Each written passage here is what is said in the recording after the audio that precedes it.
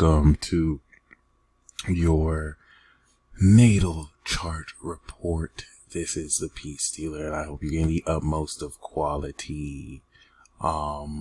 Yes, as I can see, this is a very powerful chart. I see Juno, the queen ruler of the goddesses, Zeus's wife, on your rising, a very powerful sign of rulership. Even Jupiter in the first house, even though we see Scorpio rules your second, this is a sign of great wealth. People who have Jupiter in their second house, like Bill Gates, Kylie Jenner, command great wealth, different from the Saturnian slow grind.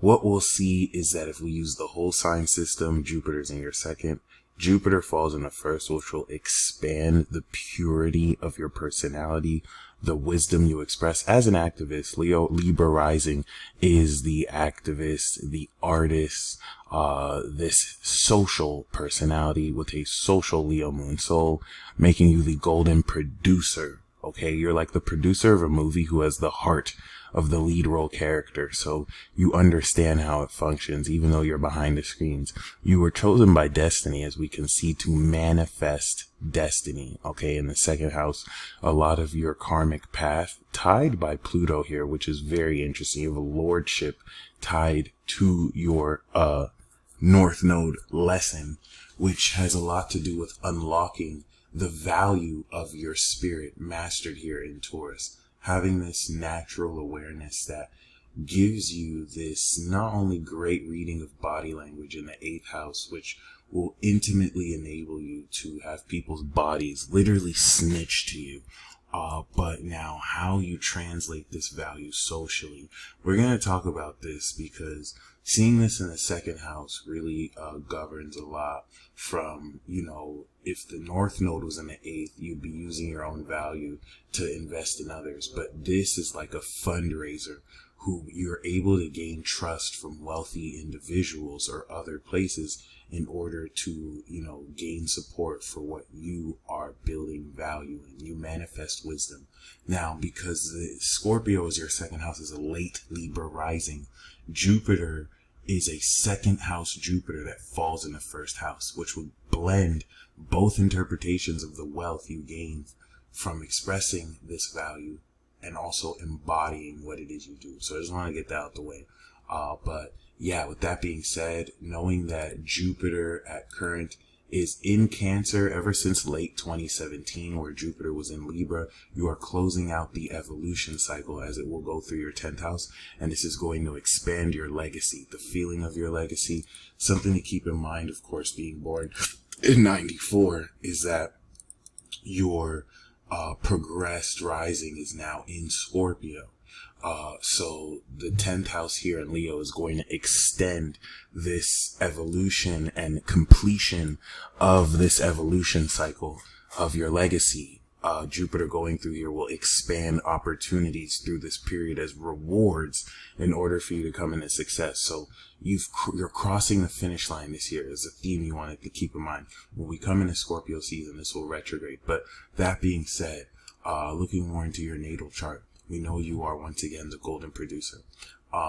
With the moon here close to the 11th, your soul is very receptive socially to the way you take this individual natural spirit, and you can feel where what kind of comfort zone or what kind of comfort comes into how well you can be creative in order to foster these ideas, this value that you open space towards others. Your existence here in the 8th house is other people's money. Okay, it's flipping this on its head. We also see Mars in its rulership in Aries, which is really dope too, which is going to juxtapose your social balanced personality with the assertion and instinctual nature you'll take action with others very authentically. All right, which behind the Taurus sun can reflect anger issues towards others, while how other people can set you off, because Mars will slap the bejesus out of people, and it will really kind of throw people off because they're going to see the Libra rising. They'll be like, oh, this person is really down to earth. They're very balanced. And then they said something, about, your shoes, and boom, you slap them in the face, and they're very caught off guard. The square with Neptune. It's like the composure you have can really throw people off relative to how like gangster you can act towards people. Confirm this for me. I don't want to sound like I'm capping. And the moon in Leo strengthens how passionately you can draw all this, fire. Okay, so let's talk about this dynamic again. This is coming into a Cancer signature, right? So the Leo moon, as a social individual, you're an individual spirit that fosters and needs social spaces to integrate your personality, to integrate your individuality. So the psychology of Leo with Taurus, right? The more value you have in yourself, the more you're going to feel like performing that value. Leo's the entertainer. So you're like the producer of a movie who has the soul of the entertainer and performer on stage. You built the stage, but you can feel, who really taps in and lights that passion within. Now, this is going to represent the comfort necessary for you to feel creative. And that's where this tension will come in, where you want to feel passionate, but your restraint with the earth can rein in this passion. And sometimes this will work where sometimes you want to react very emotionally or passionately, and then you can, I wouldn't even say Capricorn control. You can really strengthen and ground this. But then sometimes you can be too stubborn and still, and you can feel how to like dance it out. Put the passion in, right? So this is going to really make sure you don't sacrifice a lot of this creativity in order to, be too grounded, which isn't entirely the word, but this represents passionate natural strength in a way that not only bridges this individuality, but now seeing this in a 10th, 11th, we know that this balancing act and this foundation of the comfort zone is going to be tied into the friendships that support your success and goals. Okay, you'll be able to feel who's hating. You'll be able to feel like who's evil or not based on how authentic and passionate people are. And that's why the square to Jupiter will now challenge how deeply you can really strengthen these core emotions and the wisdom that comes through to now how you psychoanalyze what you're already feeling passionately. And this is where sometimes you can feel too deeply with squares like this, but thankfully it's going to be, of course, grounded with the Taurus sun. All right. That being said, once again, if we go into the nodes now, Gemini has the juice. Cancer's the juice. Libra's the sauce. And Pisces, we could say, is the cream, right? Gemini has the juice. Libra has the sauce. You have the sauce. You have the sauce master of the sauce factory. You're destined to unlock this sauce mastery. I'm going to say this again. You have sauce mastery. You have sauce mastery.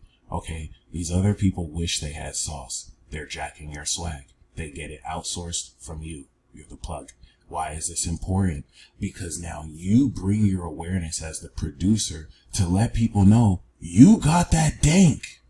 Hey, yo, look at my stuff. And whenever Taurus has the Midas touch. Whenever you go out there, people are mind blown on what you got for the streets. Because they're like, yo, all this other product out here is boo-boo. You always feed the streets. You always have that pure quality. And everybody knows. So your destiny is to, of course, take this natural value. It's very comfortable for you to lean on others, to support what others are doing. Your destiny is to have them invest in your wisdom, your sauce. The challenge for you this lifetime is to socialize with your social personality and your social soul and to put that work out there on the streets. And I'm not really trying to be facetious here and try and portray this image. No. You really got it like that. This is the Lord of the Underworld, Pluto. So the opposition here is a very dangerous opposition.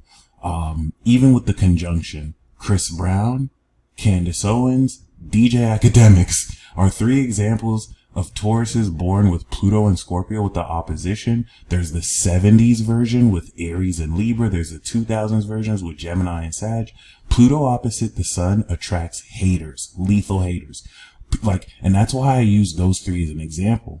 people either are extremely obsessed with these people or they extremely hate Candace Owens. They extremely hate Chris Brown. They extremely hate Act. There's no in between. That is the intensity of this Plutonian vibe. You awaken this unconscious energy in others, and any I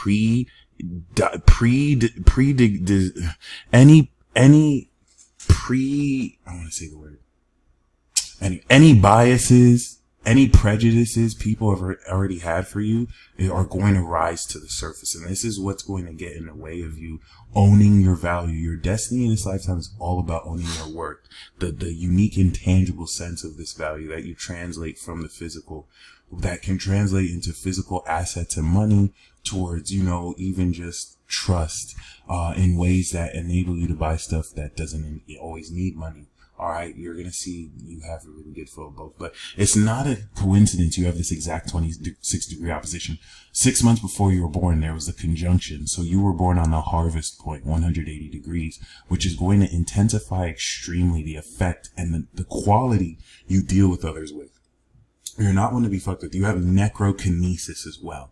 So you have this quality with which you can induce death. Even if it's not like an instant death by touch, you're going to really have this transformative quality innate. This is a very gnarly aspect. So if you always wonder why people undermine your value, it's because they're threatened by you. You're entirely strong. So people of all walks of life who are not weak will acknowledge your strength. They'll challenge your strength, but they'll acknowledge your strength. Whereas everyone else will fold, and they will always use reasons around undermining your worth in order to try to manipulate you. But you're so stubborn, you can't be manipulated. Now let's talk about the supernatural, control power, that connects to your Taurus. Being born in the 90s, we have Uranus and Neptune in Capricorn. This is a very unique God broadband connector and causal mind in a realm, function that we experience through our bodies moving on their own. It's like our bodies have this very heightened sense of intuitive ability. And as a Gemini, I connect with this, but like but not as like a Virgo or Taurus. You see how you got the smooth trine? For me, I'm in my head so much. My body, this is like, don't trust them! Don't trust them! And the Gemini's naive, but that's rude. The Taurus, you're on it. You see this 26-degree trine? You have twitch instinct fiber, okay? Which connects to Mars. So as your body is giving you this subconscious, intuitive discernment on the character of others, you're already seeing it in their body language and the way they deal with you. And then you're already feeling, Leo Moon is already saying, I don't like this person. Your Leo Moon is going to act like an asshole. You're a complete diva within your soul. You need to trust this diva.